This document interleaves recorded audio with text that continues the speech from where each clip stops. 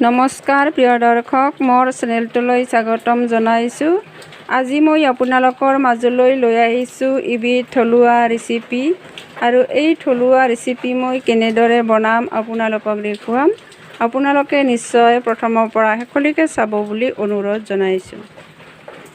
এয়া মই লৈছোঁ এবাটি সৰু মাছ, আৰু লৈছোঁ এয়া নৰসিংহ পাত আৰু আদা পাত, আৰু এয়া লৈছোঁ মই মান ধনিয়া, পিঁয়াজ, নহৰু, আৰু এয়া লৈছোঁ জলকীয়া, আৰু এয়া হৈছে জাব্ৰেং, এয়া হৈছে সৰিয়হ, বগা সৰিয়হ, আৰু ডালচেনি আৰু জিৰা লৈছোঁ।